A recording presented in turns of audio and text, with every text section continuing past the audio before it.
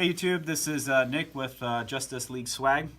Today I'm bringing you a Regalia deck profile, specifically Minerva. Stuff came out in G-Set 14, and let me tell you, the stuff is really good. I've been a Genesis player for a long time, and when I saw that they were going to get announced Regalia, I got excited, and then I found out it was Minerva, and I got even more excited. But let's get into it. Oh, well, I guess I'll talk to you about a little bit of the tournaments I've been topping, getting a lot of first place spots with this deck, beating out Gear Chronicle, Messiah, even dominate some of the top tier stuff that's running around right now. The restand pressure with Minerva is just so strong, and the deck has such good field presence and hand advantage that it's really hard to break through. So getting into the profile, start off with Daylight Angel. She's really solid. It's a shame she costs a counterblast, but what she does do is she fuels your drop zone for your Angelica ride, because you need that normal unit in the drop zone to get you that plus. I thought about let's see here, running the one starter, I forget its name, that lets you call from Soul when you Soul Blast. Came out when Fenrir first got out, but you really need her to set up your drop zone. So getting into the grade 3s, obviously I'm running 4 Angelica, just really solid card, huge plus engine. On ride, she pluses you 1, and then every stride going on forward, she pluses you 1.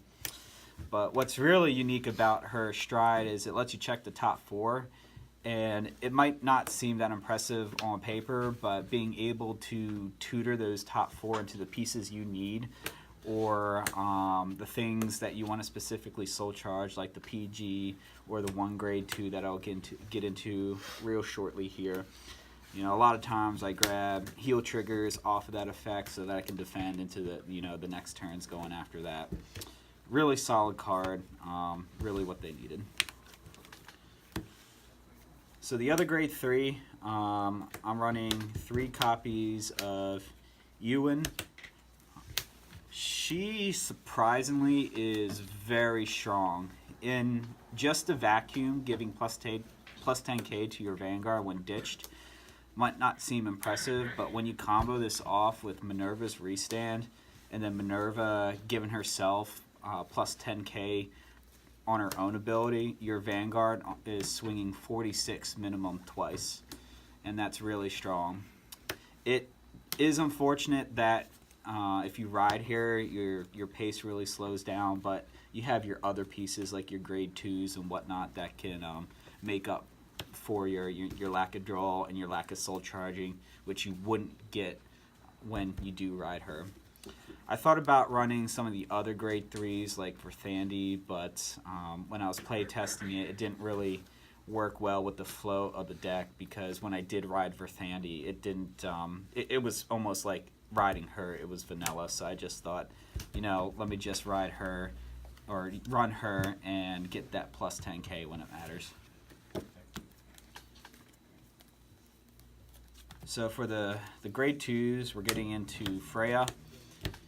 Really solid card. She's really key in your plays. Not mainly for the draw and the soul charge, but for the fact that she gets plus 3 every time your Vanguard attacks. With the Minerva swing, that's plus 6. So that is 1 additional guard stage when you go for the second attack with her, because ideally, you attack with her and then swing Minerva, restand, swing Minerva again. At that point, she has plus 6. So by the time she attacks again, she'll have plus 6 and an additional guard stage. And that's just really potent. Ideally, when I go into my Minerva turns, I want to have at least 21k lanes, so that they're ditching 2 cards out of their hand if they want to guard every attack minimum. And you do that first turn, and then if they survive that, they got to deal with it again, and it's almost resource exhausting for them. Next grade 2, we're running 4 Bragi. This card also really solid. Get your soul charge engine going. but more importantly, when she does soul charge those two, she gives herself +6 and the Vanguard +6. So again, when you pair her with a 7K booster, she's swinging 22 by herself, which is that 21 magic for extra pressure, but the extra power to the Vanguard, I talked about earlier, swinging 46. You add her +6, your Vanguard's swinging 52 2 times minimum, less any triggers. Now the next grade 2, I actually had to play test a lot of days to figure out what would work best in it, and what it came to actually was this grade 2 from the new G Set 2 Geno. She's really good for 2 reasons. A, her GB1 skill, when she's soul blasted, I can choose any unit on the field and give it +3000 power. I mainly choose the rear guard lanes for that, just because, again, I'm trying to hit those magic numbers of 21 plus, 21, 26, yada yada yada. But what makes her really good is you can use Minerva's first skill to soul blast 3. And in this example, let's just say I soul blast 2. I can give a unit +6, so that's 1 extra guard stage, and then I can call something like this grade 2 and just soul charge them back. So when Minerva swings again and you do the soul blast 6 cost, you can soul blast them again and give yet another unit +6, which is another guard stage. So the power she gives to your rear guards is so important. I tried running, what was her name, Norn, which gives, when she's soul blasted, she gives the Vanguard +5000 power. But your Vanguard is already swinging for such huge numbers anyways that it didn't really make a difference, so I nixed her out really quick. I also tried Hesperus, the one that gives your Vanguard retire pressure when it hits. However, there's a lot of decks that don't keep rear guards, and it just, after play testing, yeah, if I hit, I can retire a unit or 2, but it made my rear guard lanes weaker because I didn't have the power from her. So I ended up nixing that one and ultimately going with her. Now her other skill, when she attacks and gives herself +2 and she runs away into the soul, has actually come out to be very useful, more so than I thought, especially against Messiah players, Chaos. Well, not so much Chaos because they just lock from hand, but Messiah and Nubatama. Especially if I'm riding to grade 1 first, I can call her, get in a quick poke, and then just slide her into soul. Use her for soul blasting later. Yeah, you're minusing a card by doing that, but you draw so much in the deck, the minus just doesn't really matter. And against Messiah players, if they're like at 2 damage and I go into a Minerva turn and I don't think I can kill them, I can just call 2 of them in the front, and after they're done doing the second attacks, I just run away into soul, and then I have the open rear guards, front row rear guards open, so that when I go Minerva the second time, I can at least call units and not just be stuck with a Minerva swing twice. So grade 1s, the grade 1s are going to be a lot more simpler in their explanation, but just 4 perfect guards, really solid perfect guard, recyclable, wouldn't run any other one. And then 4 stride fodder for those games that you get stuck with your backup grade 3. She fixes that. For the other grade 1s, we have Expel Angel. 4 Expel Angel, and then I'll also show these 2 here too as well, but Scald. So I chose this ratio 4:2 because the extra power that Expel Angel gives really does make a difference. There's been times where I've had to call a grade 3 as an attacker, and I just throw her behind it, and once you give her the +3 from her skill, that's a 21k lane, magic number. So for almost no effort, you get to draw a card, put some cards back into your deck, get power, and then boom, 21. And then this card here, more draw power. There's really not that many good grade 1s that you could use to fill this spot. So she's there just as in case I don't get this.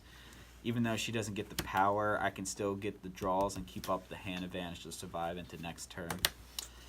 This card does put in some work during Link Joker because if she's locked and then at the end of the turn she unlocks, because her skill triggers at the end phase, you can still get that draw where you can't do that here.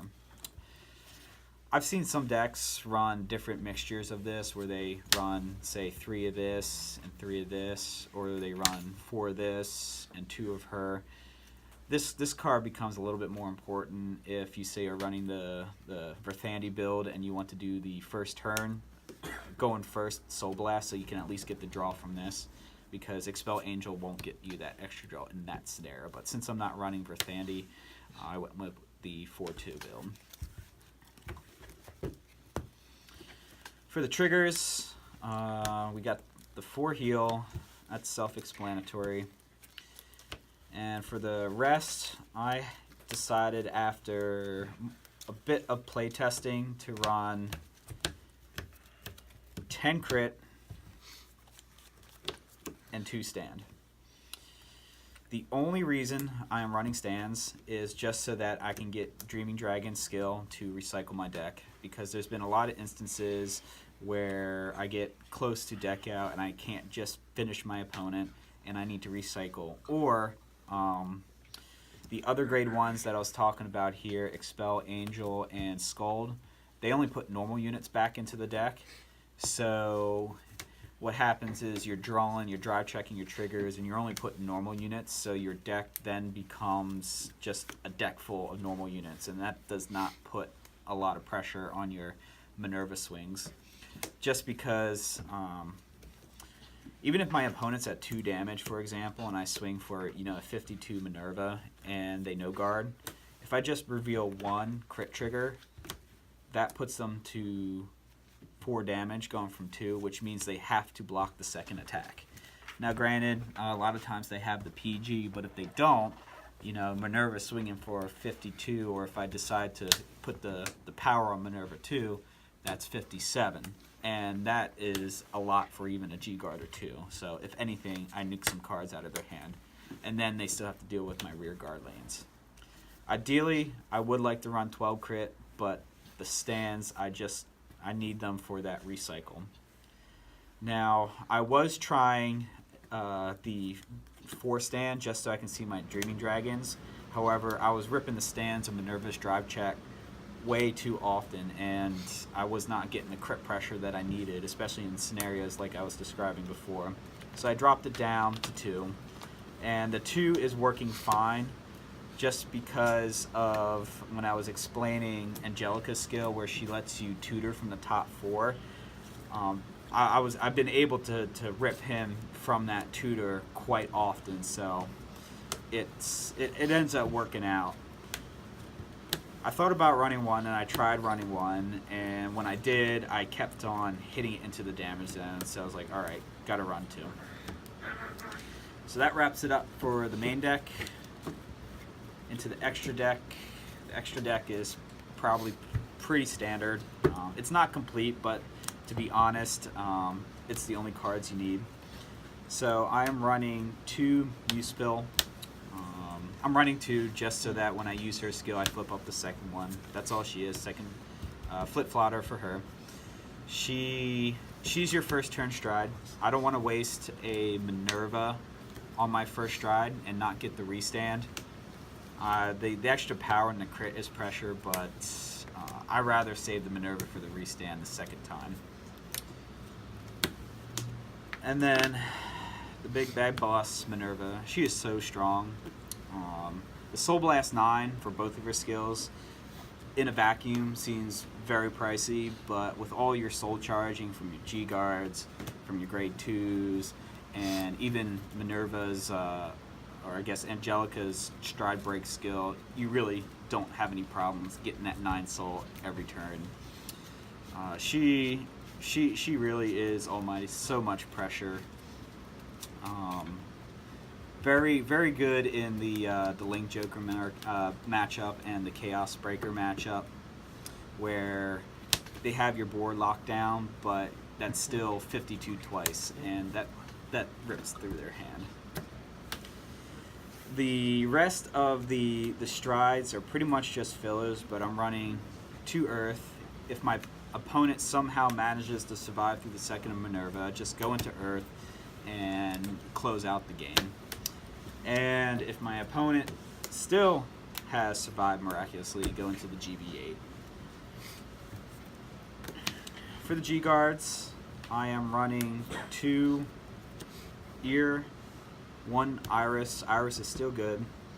And then I am also running 1 Larier, which is the Super G guard, and Hanatsuki.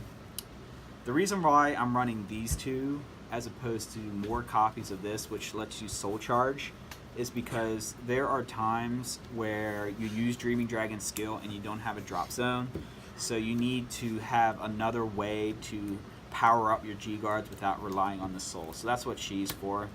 I make sure I keep 1 unit that's on my field in the soul just so I can trigger her skill, and then the same thing with her, just making sure I have the same grades in my soul so that if I don't have the drop zone to use these G guards, I can at least get some type of additional shield power from this G guard.